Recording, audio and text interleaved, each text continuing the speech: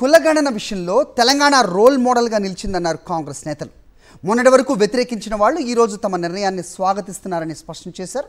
TPCC chief Mahesh Kumar Goud నేతృత్వంలోని కాంగ్రెస్ బృందం రాజ్భవన్లో గవర్నర్తో భేటీ అయింది. బీసీలకు రాజకీయ, విద్య, ఉద్యోగాల్లో 42% రిజర్వేషన్ పెంచే బిల్లును ఆమోదించినందుకు గవర్నర్కు ధన్యవాదాలు తెలిపామన్నారు.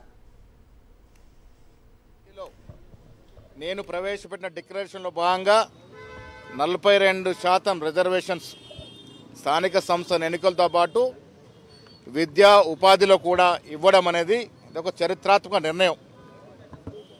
అది బిల్లు రూపంలో గవర్నర్కి పంపడం, గవర్నర్ గారు దాన్ని పరిశీలించి ఇవాళ రాష్ట్రపతికి పంపడం అనేది ఇదొక చారిత్రక ఘట్టం తెలంగాణ కాంగ్రెస్ పార్టీ చరిత్రలో.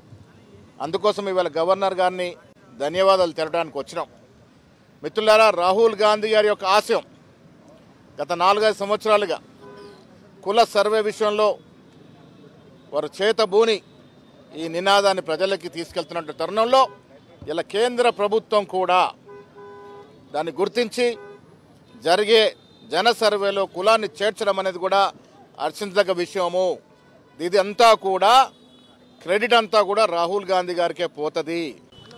ప్రభుత్వానికి అనుమతి కొరకు కేంద్రానికి పంపేటువంటి సందర్భంలో రాష్ట్రపతికి గవర్నర్ గారు న్యాయపరమైనటువంటి అంశాలన్నింటినీ పరిశీలించి దాన్ని రాష్ట్రపతి గారికి పంపడం జరిగింది. అందుకు తెలంగాణ కాంగ్రెస్ ప్రజాప్రతినిధులం, బీసీ నాయకులం అందరం కూడా కలిసి ఈరోజు ధన్యవాదాలు చెప్పడం జరిగింది.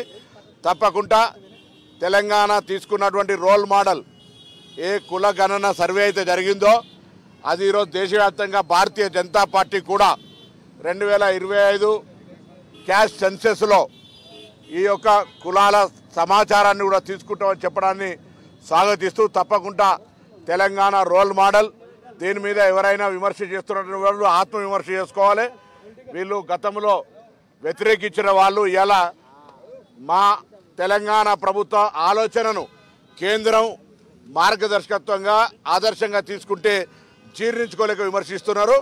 వాళ్ళు అటువంటి వాళ్ళను పట్టించుకునే అవసరం లేదు.